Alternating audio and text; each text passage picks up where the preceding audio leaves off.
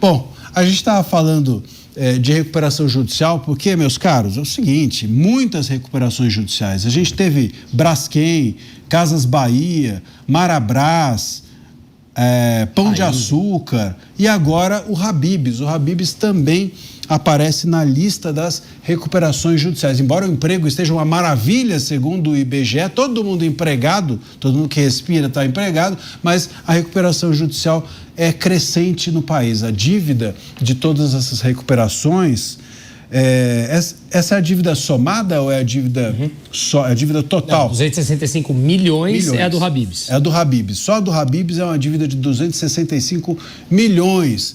O Habib's diz que a medida faz parte de, enfim, uma reflexão deles para preservar a evolução do negócio no longo prazo.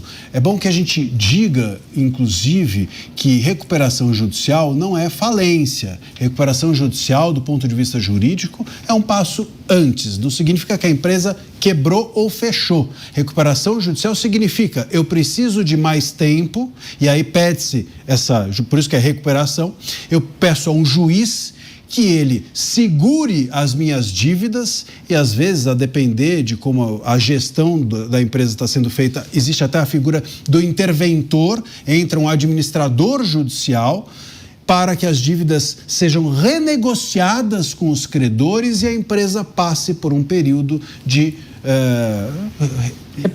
repactuação das dívidas, que, enfim, internamente ela faça deixe sua gestão mais limpa, mais reduzida, enfim, tudo isso com as vistas do judiciário. E aí só há falência se essa repactuação não for cumprida. Mas é um número assustador, né, Musa?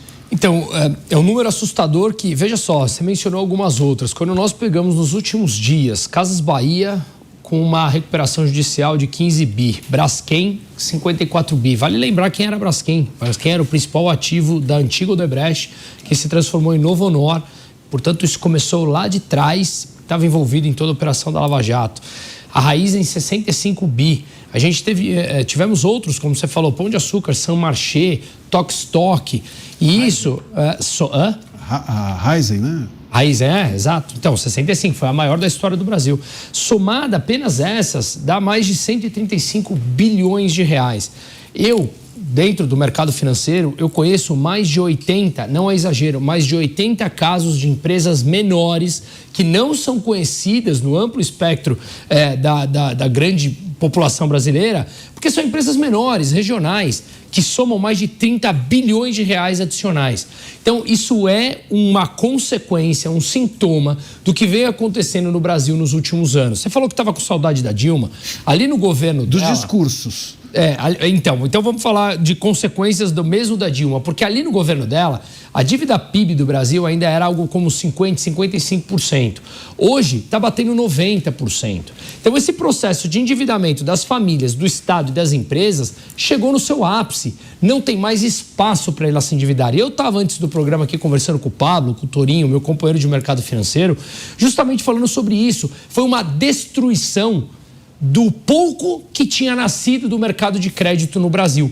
As empresas estavam conseguindo captar no mercado privado, você, todos nós, emprestando dinheiro para essas empresas rolarem, aproveitarem os seus investimentos, crescerem, etc. Chegou nesse momento agora, você praticamente vai dizimar esse mercado de crédito.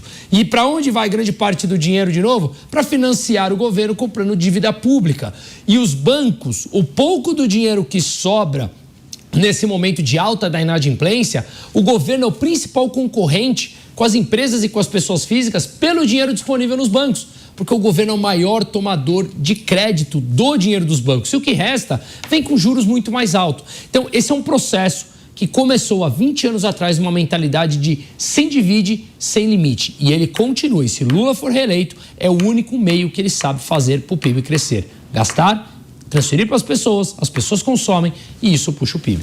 Olha, não sei nem se vai ter Brasil para o Lula ser reeleito, porque a gente, às vésperas da eleição, está passando por essa quebradeira, né? Essa quebradeira total, o setor está sem fôlego para segurar a onda. Imagina como é que vai ser o ano que vem.